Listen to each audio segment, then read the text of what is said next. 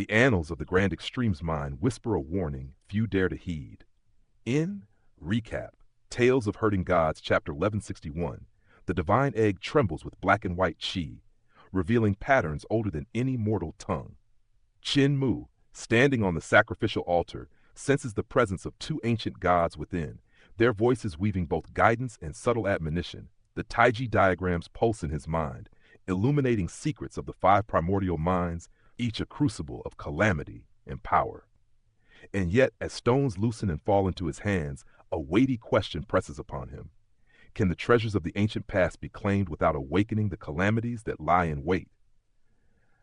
With every heartbeat, the Grand Extreme starfield hums with potential and peril, and the next choice he makes may echo through the cosmos itself. Imagine standing before a divine egg so ancient, so powerful, that it hums with the raw rhythm of creation itself. This isn't just a relic. It's a crucible of primordial forces, a nexus where yin and yang clash and converse in ways beyond human comprehension. Today, we witness Qin Mu's encounter with one of the universe's oldest secrets, the Grand Extremes mind, and the two ancient gods dwelling within a single, extraordinary egg. Qin Mu approaches cautiously, sensing the swirling black and white chi encasing the egg. Patterns form along its surface, circular, cryptic symbols that pulse with meaning. Each seems alive. Each conveys knowledge just beyond mortal grasp.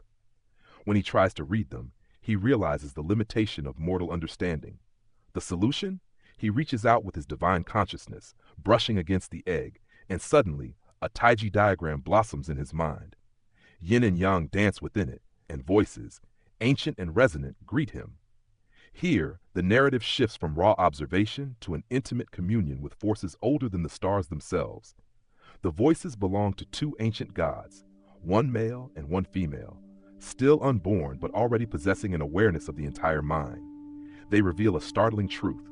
The mind's dangerous surges weren't malicious. Like the grand creation mind before it, the Grand Extremes mind has a self-protection mechanism. Its very essence rejects intrusion. Even the greatest cultivators in history have perished attempting to harvest its treasures. This isn't mere danger, it's cosmic karma, a living test of worth and restraint. Qin Mu's survival, aided by Celestial Venerable Ling's divine art, demonstrates not just skill but the courage and resolve to face the impossible. But here's where the story deepens. These ancient gods, though confined within the egg, are aware of all five primordial minds. They caution that any who meddle with these minds, no matter how powerful, invite calamity. They remind Qin Mu and the audience of the grand scale of cosmic law. Even a grand emperor, formidable beyond measure, could barely navigate the perils of the grand creation origin mind. The lesson is clear. Power without wisdom is fatal. In a moment of bold negotiation, Qin Mu requests a piece of the Grand Extremes origin stone and 100 divine stones, promising to return them. This is more than a material transaction. It's a subtle dance with fate, an acknowledgement of cosmic rules. The gods, impressed by his clarity and determination, agree, but they warn of inevitable consequences if he fails to honor his promise. This exchange highlights a key Shanxia principle. Even in a world of overwhelming power, accountability and moral balance remain paramount. As Qin Mu absorbs this guidance, the gods reveal even more profound truths. One of their brethren, from another primordial mind, has transcended corporeal existence entirely, becoming the great Tao itself. Omnipresent, formless, and free from the shackles of mortality. It's a glimpse into what ultimate cultivation can achieve, a terrifying and awe-inspiring reminder of the Tao's vastness. For Qin Mu, it's both inspiration and warning. The path of cultivation is as treacherous as it is transformative. Before he departs, the gods offer pragmatic advice. His aura carries the traces of other Taoists' karma. Entangling further could imperil his life. It's a moment of reflection, a pause to recognize that even for the gifted, survival in a universe governed by primordial laws demands careful navigation. As he steps out, divine stones fall from the mind walls, a tangible reward for his prudence and courage. He counts them, exactly 100, a perfect emblem of balance. But with these treasures come responsibilities, and the dual eggs he carries are both blessing and ticking time bomb. Qin Mu now faces a dilemma familiar to all who walk the path of cultivation: how to wield cosmic gifts without succumbing to the heavy weight of karma.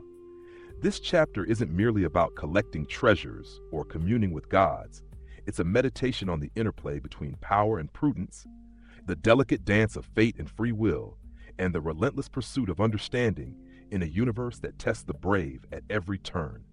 Qin Mu's encounter with the Grand Extreme's mind illuminates the Shanxia ideal. Mastery is not only about strength, it is about insight, balance, and the wisdom to act within the invisible threads of destiny.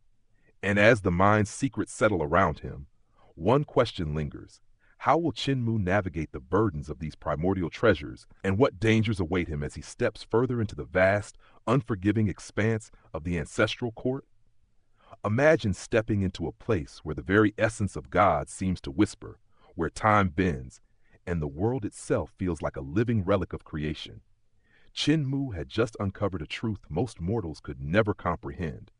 The so-called ancient god eggs scattered across the cosmos were far from untouched. Each one had been shaped, tainted even, by the ambitions, fears, and betrayals of countless hands. These were not the pure, indifferent progenitors of the universe. They were hardened by experience, cunning, and mortal cruelty. In the glassy sky pagoda, the god egg promised to grant any wish, yet it had been dug out, fought over, and refined by others before coming to Qin Mu's scrutiny. Grand Beginning's egg, hidden by Celestial Emperor Grand Creation himself, carried a more subtle threat.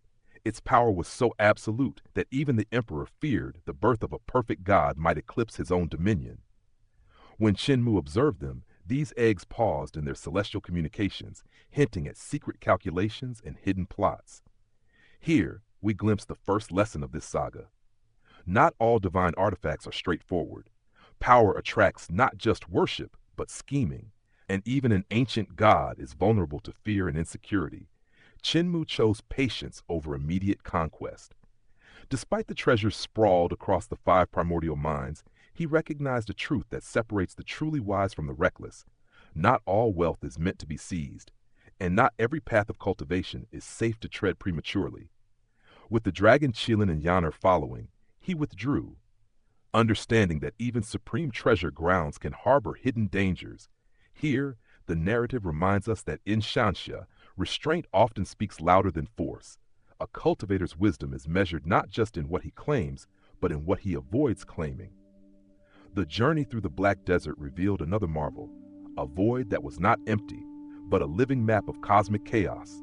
The sands shimmered, transforming into a starry sky, the universe's pulse laid bare beneath Qin Mu's eyes. This is not just visual spectacle, it's a window into cultivation philosophy. Observing the interplay of yin and yang within the Grand Extreme's divine stone, Qin Mu discerned that even a single drop of vital energy, properly guided, could evolve into the myriad forms of existence.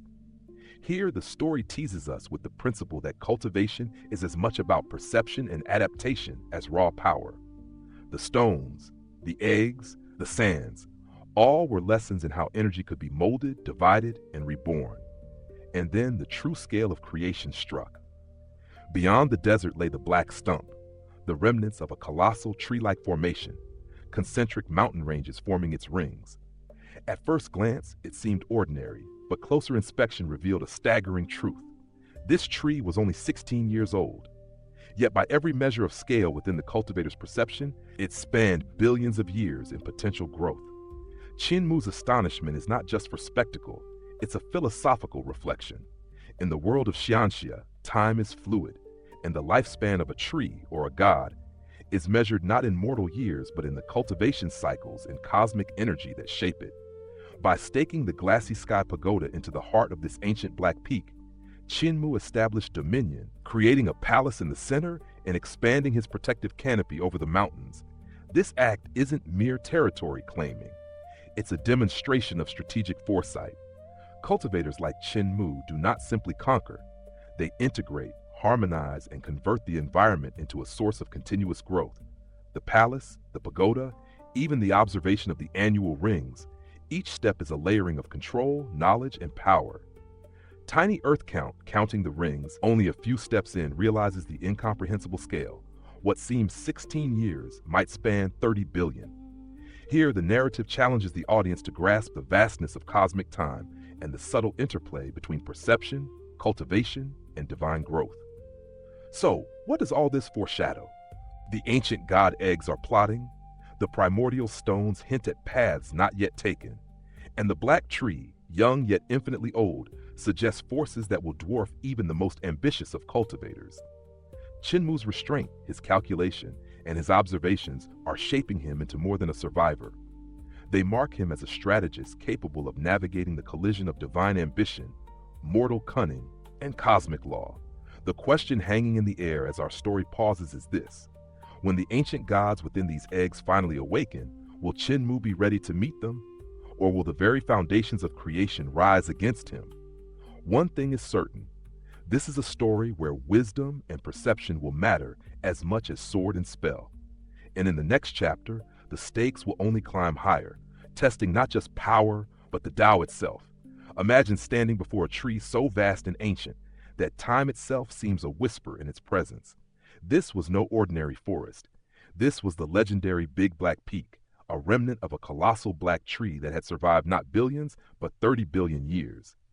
To put that into perspective, the age of Mother Earth is a mere fraction in comparison. And yet, here lay only its stump, a silent witness to incomprehensible eras. The scale of such existence isn't just staggering. It shakes the very mind of anyone who dares contemplate it. Our focus, of course, is Qin Mu, navigating these ancient remnants. Even without the grandeur of living branches, the Big Black Peak radiates a kind of historical weight that only a cultivator attuned to the cosmos could sense. Every circular mountain range, every exposed ore vein, hinted at untold treasures, yet also whispered of danger. Qin Mu's analysis wasn't just about gathering resources. It was about understanding the very history encoded in the world, the echoes of cosmic cycles and great annual rings that dwarfed ordinary reckoning. But here's where the story sharpens. Power isn't measured merely in years or size. It's about positioning and foresight. Qin Mu was acutely aware that the void beasts lurking in these ancient lands were not random threats. They were instruments, extensions of Heavenly Lady Chang, a grand emperor whose wrath could obliterate an entire settlement. And yet, for reasons unknown, she had not yet made her move. This delay, mysterious as it was, represented both opportunity and peril. Qin Mu's inner calculations reveal a delicate balance between patience and risk. Because in Shansha, hesitation can be both a shield and a snare. He wisely leveraged the glassy sky pagoda, a defensive projection capable of holding off even celestial assaults. It's a textbook example of how cultivation isn't just brute power, it's strategy, foresight, and control over the environment. Qin Mu's preparation underscores a critical theme. Survival in a world of gods is as much about tactical genius as it is about raw strength. And then the narrative tension escalates.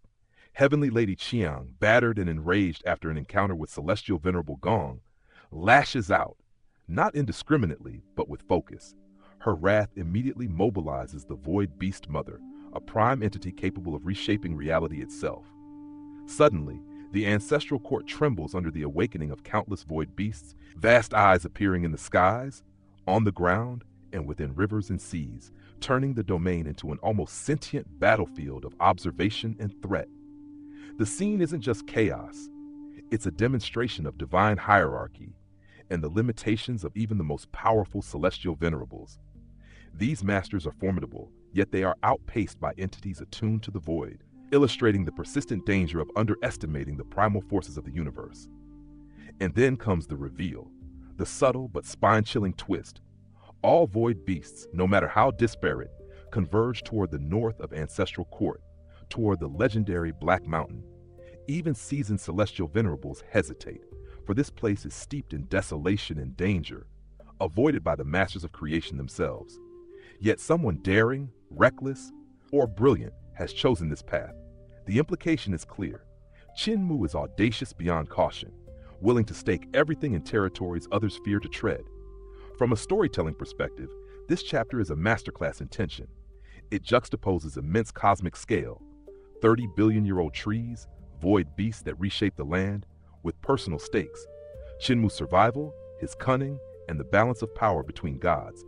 Every strategic choice, every calculation of risk versus reward, elevates him not just as a character, but as a cultivator, navigating the ultimate game of life and death among immortals. and the audience is left with a lingering question. In a world where the very landscape remembers the passing of countless eons, who truly commands fate? The mortals, the celestial venerables, or the timeless forces that predate all? Qin Mu's next steps will test not only his strength, but his understanding of cosmic balance. Will audacity pay off, or will the Black Mountain claim yet another victim? The stage is set, the void stirs, and somewhere beneath the shadow of the 30-billion-year-old tree, the game of immortal strategy begins anew. Imagine a place where the very foundations of the universe tremble, where the remnants of countless destroyed worlds still whisper secrets too dangerous for mortals to know. That is the realm of the Big Black Peak, a domain shrouded in the ashes of prior universes, haunted by the echoes of a dead divine tree that once upheld existence itself. Legends say that even the bravest masters of creation dared not tread here, for none who entered the Black Mountains ever returned, and yet one man steps forward into this forbidden expanse. Qin Mu, a figure as clever as he is daring, stands atop the Big Black Peak, surrounded by the relics of an age-old cosmic struggle. Behind him, two ancient deities of the Grand Extreme's divine egg had subtly guided him, offering treasures that rivaled the legendary Five Minds. But make no mistake, this was no simple kindness. Qin Mu understood instinctively that the so-called gift was a trap, a ploy to draw him into a slaughterhouse where the stakes were nothing less than life and death. And yet, his mind thrived on such danger. He was not merely surviving, he was calculating, learning, and mastering the secrets of the grand beginning runes with lightning speed.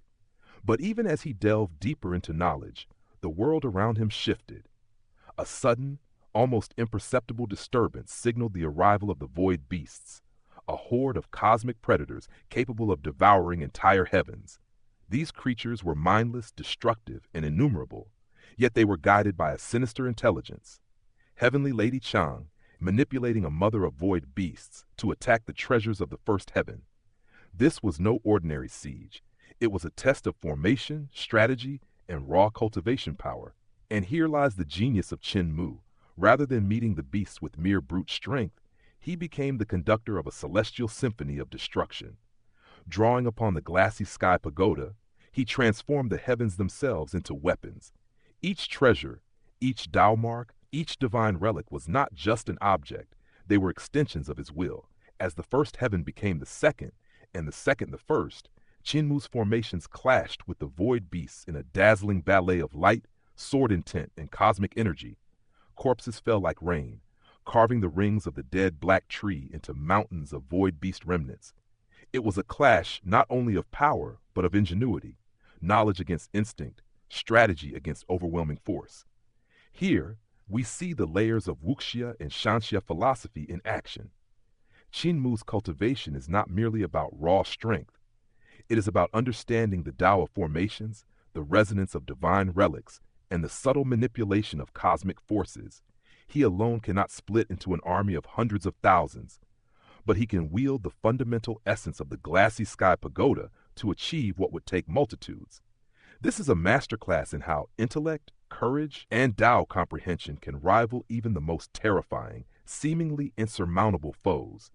Yet, even Qin Mu's brilliance faces limits.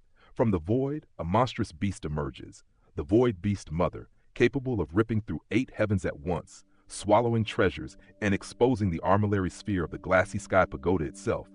This moment reminds us that in the Shanxia world, no preparation is ever complete, no strategy infallible. It is a universe of constant challenge, where each victory is temporary, and each triumph invites a greater trial. So what does this battle reveal? Qin Mu is not just a cultivator. He is a strategist, a tactician, and a Tao seeker, exploiting every artifact, every formation, and every insight to survive where lesser beings would perish. The void beasts are the ultimate test, a storm of instinct and devastation. And yet, even against this unrelenting tide, the Big Black Peak remains unconquered, its secrets intact. This is a story of cosmic balance, of intellect against instinct, and of the relentless pursuit of knowledge in a universe that devours the unprepared. As we watch the heavens shatter and the void beasts crash like waves against a lone onion peak, one question lingers for the next chapter. Can even Qin Mu's extraordinary mind fully contend with the power that now looms, the monstrous void beast mother and the mysteries of the Black Tree itself? Or is this just the beginning of a confrontation that could reshape the cosmos? Imagine standing before a beast so colossal, so world-shattering, that even the heavens themselves tremble at its presence. This was the moment when the void beast mother descended. A force beyond reckoning, her jaws capable of swallowing planets, her sheer power enough to rend the very fabric of the cosmos. And yet, at the heart of this chaos stood one mortal, Qin Mu, armed with nothing but his wits, his cultivation, and the legendary treasures of the glassy sky pagoda. The stakes could not have been higher. Celestial venerables from across the realms watched, a mix of awe and fear in their eyes. They knew that even with the number one treasure in the world, Qin Mu lacked armies. His advantage lay in ingenuity, quick thinking, and the Tao itself. The Void Beast Mother was no ordinary creature. She was the instrument of a Grand Emperor's cunning, a living siege engine set to obliterate the core of the pagoda, the armillary sphere. That sphere wasn't just a treasure. It was the keystone of power, and if it fell, the delicate balance of the ancestral court would shatter. Qin Mu's solution was as audacious as it was brilliant. Alone, he reversed the flow of the 28 heavens, bending them like molten lava to temporarily contain the rampaging void beasts. He shifted the armillary sphere through the heavens like a dancer evading a predator. Each move buying precious time, it was a display of cultivation that went beyond raw power. This was strategy, anticipation, and the mastery of divine formations, all executed in the span of a heartbeat. But the void beasts were relentless. Small hordes tore through treasures, and the mother beast herself pursued the armillary sphere with unstoppable ferocity. Here, the narrative illustrates a fundamental principle of wuxia and xianxia storytelling. Intelligence and adaptability often outweigh brute strength. Qin Mu wasn't simply fighting, he was orchestrating a symphony of cosmic power, leveraging every artifact, every layer of heaven, to channel destruction against his foes. Then came the climax, the armillary sphere, infused with the concentrated might of countless treasures, erupted in a dazzling, cataclysmic strike. The Void Beast Mother, the apex of chaos, was obliterated in an instant of blinding light. Her head and limbs rained down like a waterfall of destruction, a testament to the raw, incomprehensible scale of power at play. Yet even in victory, Qin Mu's spirit wavered. The battle had drained him physically and mentally, a vivid reminder that even the most skilled cultivators are not invincible. In xianxia, triumph is often coupled with cost. Here his spirit was scarred, his body exhausted, but the threat had been neutralized. With the beasts leaderless, Qin Mu unleashed the pagoda's treasures to cleanse the remaining hordes, methodically restoring order to the heavens. It's a moment that reveals his character in sharp relief, fearless, resourceful, and unyielding. Even as the physical toll of the battle nearly overwhelmed him, he maintained focus, channeling the Tao through both artifacts and intellect.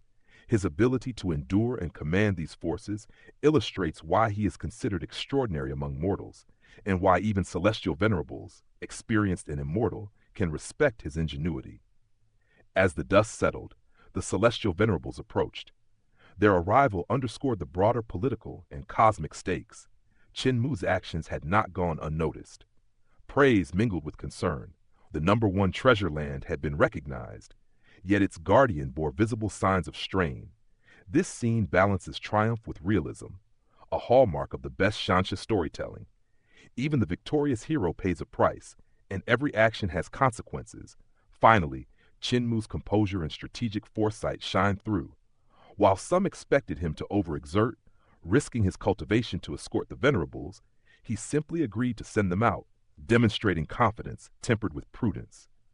This is the subtle genius of his character, audacious when needed, disciplined when necessary, embodying the Tao not just in combat, but in choice, timing, and judgment. So, what can we take from this legendary clash? It's not just a tale of monster versus mortal, treasure versus terror. It's a masterclass in cultivation strategy, in understanding your opponent, and in recognizing that intelligence, courage, and control of one's resources can turn the tide even against the impossible. Qin Mu's battle against the Void Beast Mother is more than spectacle. It's a vivid lesson in what it means to wield true power responsibly and to survive when the heavens themselves are under siege. As we look forward, one question lingers. With the armillary sphere safe and the void beasts scattered, what new challenges will confront this young celestial venerable? In the world of the ancestral court, peace is always fleeting, and every victory sets the stage for the next trial of strength, wit, and Tao mastery.